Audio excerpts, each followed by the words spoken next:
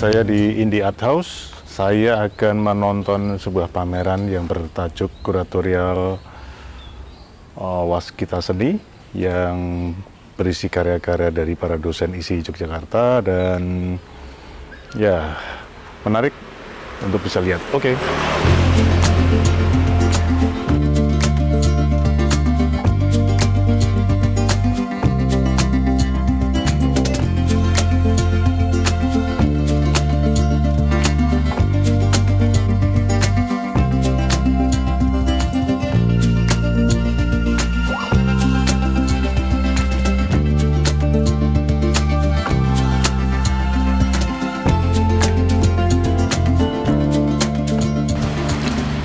Ini adalah pameran Waskita Seni di sebuah ruang seni di Indie Art House yang bertajuk Waskita Seni. Kata Waskita sendiri sebetulnya dalam KBBI atau Kamus Besar Bahasa Indonesia berarti kurang lebih orang yang tajam mata batinnya, orang yang punya kecerdasan dan kebijakan atau kebijaksanaan dalam bertindak, berkata, dan bertutur gitu. Oke, kita ingin melihat karya-karya para dosen ini, terutama dosen ISI Yogyakarta. Ini ada dosen-dosen yang sudah almarhum dan dosen yang masih sugeng atau masih hidup. Ini tidak banyak di ruang galeri yang juga tidak terlalu besar, tetapi menarik. Nah, ini dari karya yang pertama, karya Pak Widayat. Pak Widayat ini adalah dosen yang sudah senior, yang sudah almarhum beberapa tahun lalu dan sempat memiliki Museum Hadi Widayat sebelum beliau meninggal, dan masih sekarang gedungnya di Borobudur, Magelang, Jawa Tengah. Ini karyanya. Karya ini dibuat pada tahun-tahun terakhir beliau sebelum meninggal, jadi karyanya sudah tidak sangat dekoratif karena beliau sangat dikenal sebagai seniman yang memiliki karya dengan istilah dekora magis. Terminologi dekora magis ini mengasumsikan adalah ada sisi yang magical pada karya-karya yang dekoratif gitu. Ini karyanya cukup abstrak. Kemudian karya Pak Suwaji.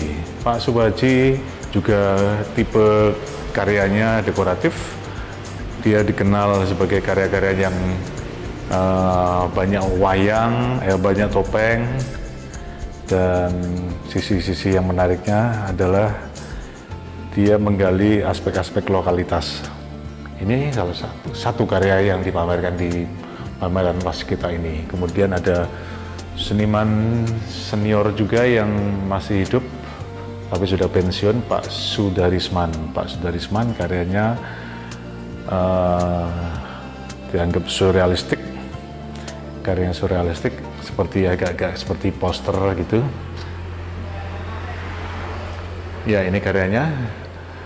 Beliau cukup fenomenal karyanya pada akhir 80-an atau awal 90-an waktu itu, ketika rame-rame di Yogyakarta ada semacam gerakan, mungkin bukan gerakan fenomena, lukisan-lukisan yang surrealistik yang kemudian oleh Profesor Dwi Marianto diteliti secara khusus sebagai surrealisme Jogja gitu, dan menjadi disertasi di Universitas Wollongong, Australia. Ini karya yang unik dari Pak Wardoyo Sugianto atau Wardoyo Muda gitu. Saya sendiri jarang tahu bahwa Pak Wardoyo Sugianto ini juga melukis yang geometrik atau karya-karya yang non surrealisme. Biasanya dia lukisan realisme atau surrealisme. Ini malah lukisan-lukisan yang sangat terukur, berjudul Formula Geometrik, karya tahun 79. Ya, unik. Nah, ini kemudian ada karya salah satu bintang surrealisme Jogja pada tahun atau kurun waktu akhir 80-an, awal 90-an, karya Pak Agus Kamal. Karya-karyanya unik, seperti memindahkan atau mentransfer citra tentang pasir yang kemudian atau semacam tekstur tiruan yang kemudian muncul pada karya-karyanya. Hampir semua lukisannya sampai hari ini juga seperti itu.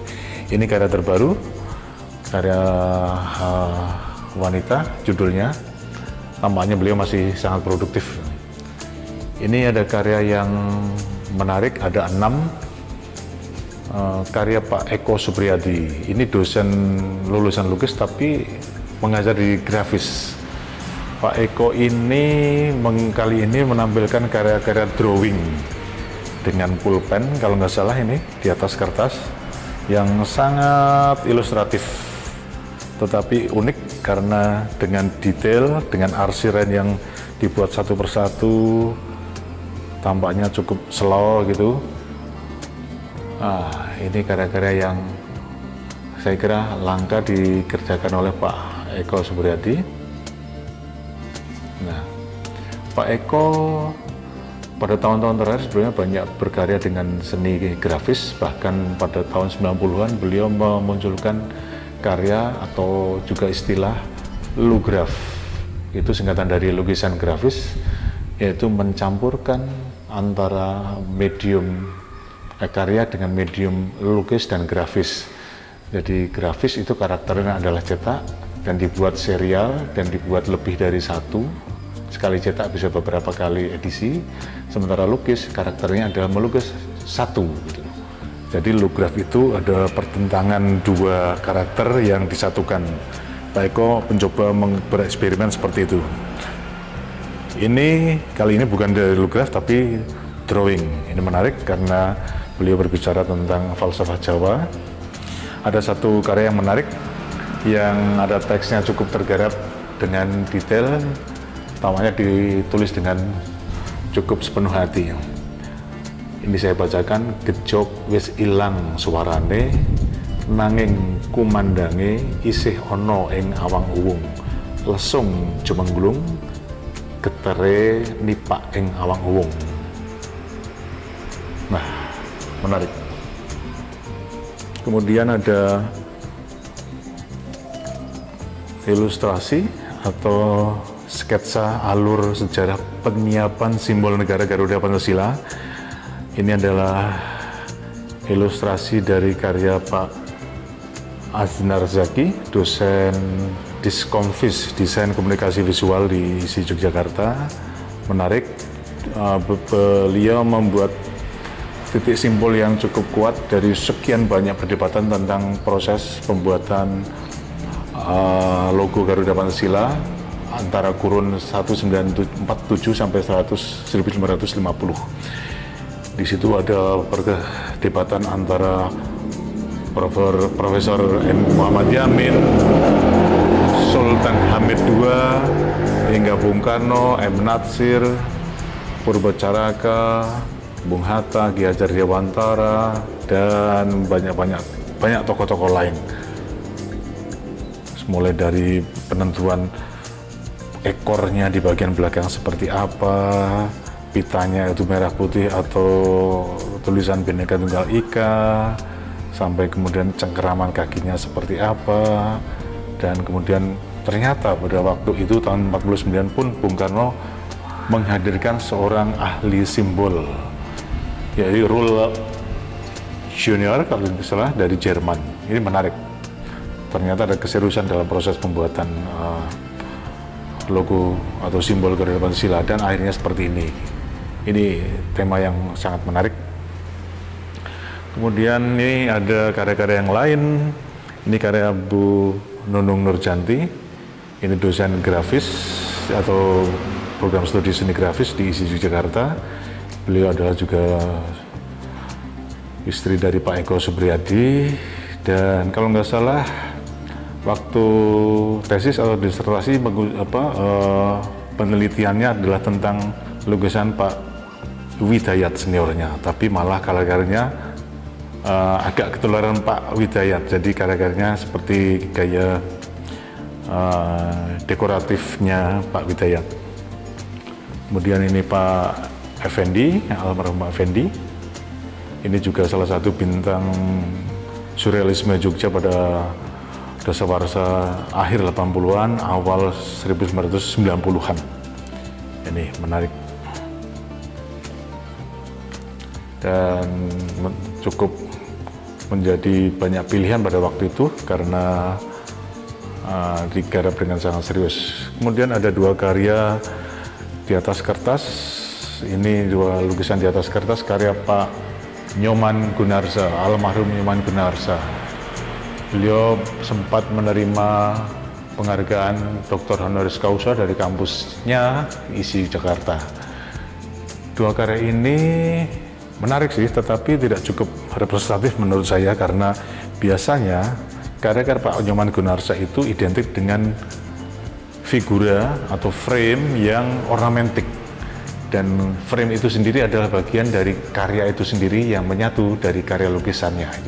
Jadi karya kali ini yang ditampilkan menarik tetapi kurang representatif menurut saya.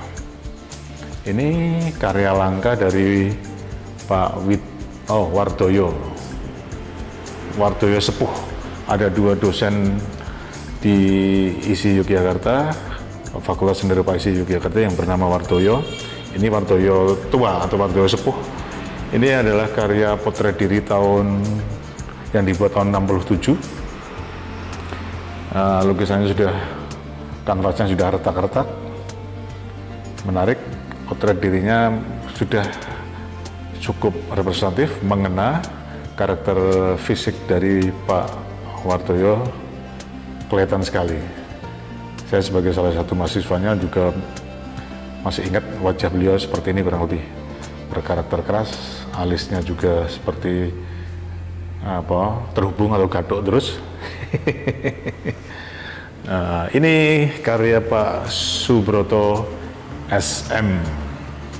Pak Subroto ini sangat spesifik karyanya, jadi karya di atas kanvas tetapi karakter penggarapannya seperti beberapa bagian menggarap seperti di atas kertas atau cat air gitu. Jadi karakternya seperti itu.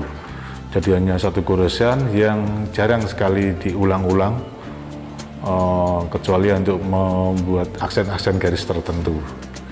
Ini karyanya seperti ini, tampaknya konsisten. Puluhan tahun menggarap dengan tema visual seperti ini. Pak Subroto masih hidup, masih sugeng, usianya sudah 70-an ya. Ini Pak Titus Libert. Pak Titus Libert, dosen lukis juga senior, sudah pensiun. Ini karyanya tentang dua angsa berjudul Tentang Dinamika Kehidupan, karya tahun 2005. Pak Titus ini sebetulnya jago dan puluhan tahun menjadi dosen nirmana atau ilmu tentang warna di kampus ISI. Jadi kalau bicara tentang teori-teori warna, beliau sangat mumpuni, sangat fasih. Dan kali ini dengan karyanya seperti ini, banyak seperti goresan seperti cipratan-cipratan seperti ini. Dan kemudian ini ada karya yang unik, judulnya Pamor, karya Pak Aming Prayitno. Karyanya di atas hardboard. Ini unik karena tidak seperti biasanya. Pak Aming Prayitno puluhan tahun dikenal sebagai pelukis wajah. Maksudnya karakter lukisannya selalu menghadirkan visualisasi wajah yang cukup abstrak. Ini kali ini tidak. Jadi seperti perca-perca benda warna hijau, muda, tua, seperti kecoklatan. Ini yang muncul pada karya Pak Aming Prayitno seperti ini. Tidak ada citra-citra seperti pada lukisan yang lainnya yang sangat dominan menjadi ciri dari Pak Aming Prayitno. Dan kemudian Pak Edi Sunario, ini salah satu dosen yang masih sangat produktif meskipun sudah pensiun. Pak Edi karyanya seperti biasa, abstrak. dan mencampurkan dua elemen visual yang kuat ataupun karakter, yaitu karakter lukis dan grafis. Jadi ada seperti teknik cetak ini yang hitam putih, ada proses mencukil dan dicetak, dan kemudian yang lainnya bermain komposisi warna dan komposisi bentuk yang lain. Ini Pak Edi jagonya di permainan komposisi pada sebuah lukisan. Warna hijaunya pun juga terlihat sangat matang. Ini yang selalu mempesona. Ini juga ada karya salah satu pelukis tonggak, karena beliau juga merupakan tonggak pelukis abstrak Yogyakarta dan Indonesia, Pak Fajar Siddiq almarhum. Kali ini karyanya adalah kertas, kalau nggak salah ini adalah koleksi dari pelukis Nasirun yang dipinjamkan di sini. Judulnya Dinamika Garis. Sayang tidak menghadirkan lukisan kanvas karena sebetulnya Pak Fajar cukup kuat karakternya ketika berkarya di atas kanvas dengan dinamika keruangan, serial tersebut yang sangat fenomenal dan sangat menyita perhatian banyak orang. Tapi ini cukup sebagai sebuah pemahaman tentang kekayaan visual para seniman senior di Indonesia yang sudah meninggal. Itulah ini karya-karya di pameran Waskita Seni. Dan kemudian ini ada satu karya 3 dimensi, patung. Ini karya Pak Suwardi, Monumen untuk Mayoritas Diam, karya tahun 95 dari Tembaga. Karya ini menarik karena seperti manusia yang sudah dipatungkan, yang menempel sekadar seperti sebuah foto, seperti di mulut, dekat di atas mulut yoni. Nah, ini juga ada di baliknya juga memperlihatkan karakter 3 dimensinya di kedua sisi terlihat. Secara umum menarik meskipun tidak semuanya menampilkan karya-karya yang sangat representatif. Dan kemudian judulnya juga menarik, Waskita Seni, meskipun agak janggal menurut saya. Mungkin lebih kuat kalau judulnya Narawaskita, ya, orang-orang yang waskita gitu. Mungkin menarik juga, tapi ya sekadar usulan aja. Oke, selamat untuk pameran ini, dan saya senang melihat pameran ini. Selamat untuk pamerannya, selamat untuk kuratornya, selamat untuk Indie Art House. Bravo, salam budaya.